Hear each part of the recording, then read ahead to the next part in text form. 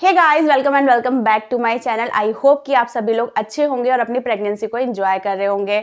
आज इस वीडियो में जानेंगे हम कि एंटी स्कैन हमारे प्रेगनेंसी में क्यों इतना ज़रूरी होता है। जब से मैंने एंटी स्कैन का अपना अल्ट्रासाउंड शेयर किया है, उसमें बहुत सारे कमेंट्स आते हैं कि एक हेल्दी बेबी के लिए एंटी कितना होना चाहिए, अगर एंटी हमारा ज़्यादा आता है तो हमें क्या करना चाहिए, और अगर एंटी हमारा कम आता है तो हमें क्या करना चाहिए। तो यहाँ पे आज इस वीडियो में एंटी स्कैन से रिलेटेड बहुत सारी क्वेरीज मैं आपकी सॉल्व करने वाली हूं, तो वीडियो पे एंड तक बने रहिए।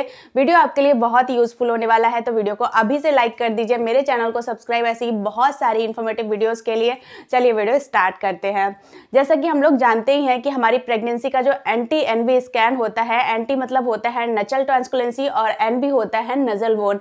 ये हमारी प्रेगनेंसी का पहला अल्ट्रासाउंड होता है और बहुत जरूरी अल्ट्रासाउंड होता है। यहाँ पे एक चीज आपको और जाननी चाहिए कि जो एंटी स्कैन होता है, इसका एक डेफिनेट टाइम होता है, उसी टाइम में आपको ये स्कैन करा लेना चाहिए। अगर आपका टाइम जो है वो निकल जाता है तो आपको प्रॉब्लम हो सकती है, एंटी की जो वैल्यू है बस सही नहीं आएगी। और अगर आपका टाइम कम है और आप ये अल्ट्रासाउंड करा लेते हैं तब भी एंटी की जो वैल्यू है वो सही नहीं आती है।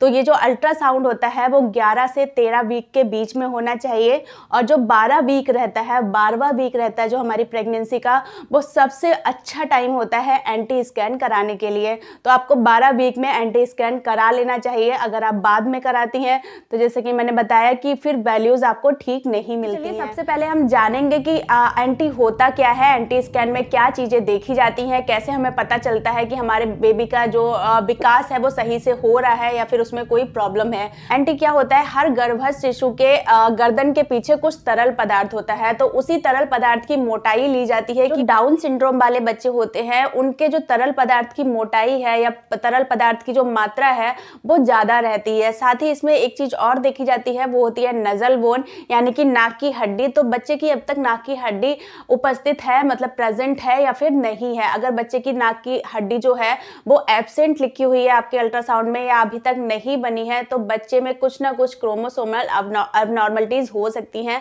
अगर आपकी एंटी की वैल्यू ज्यादा आती है या फिर नजल बोन एब्सेंट आती है तो डरने या घबराने की बात बिल्कुल भी नहीं है। डॉक्टर आपको फर्दर टेस्ट के लिए बोलते हैं, और जब वो टेस्ट होते हैं तो बहुत सारी चीजें उसमें सही आती हैं। बहुत सारे लोगों के साथ ऐसा देखा गया है कि नजल बोन एब्सेंट थी, कुछ टाइम के बाद फिर से उन्होंने टेस्ट कराया तो वो प्रेजेंट थी। क्योंकि कुछ चीजें होती हैं ऐसी जो हमें डॉक्टर के ऊपर छोड़ देनी चाहिए और सिर्फ हमें डॉक्टर की है एडवाइस लेनी चाहिए इसमें कि हमें क्या करना चाहिए।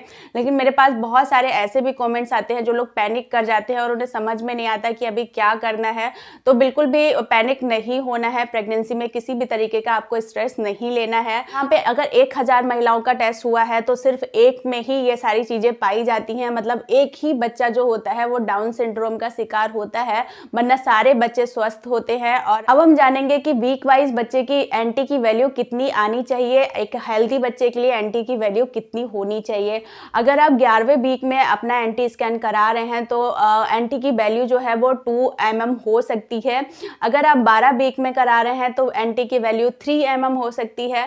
अगर आप 13 वीक में करा रहे हैं तो एंटी की वैल्यू जो है वो 3.2 या 3 या 5 mm हो सकती है।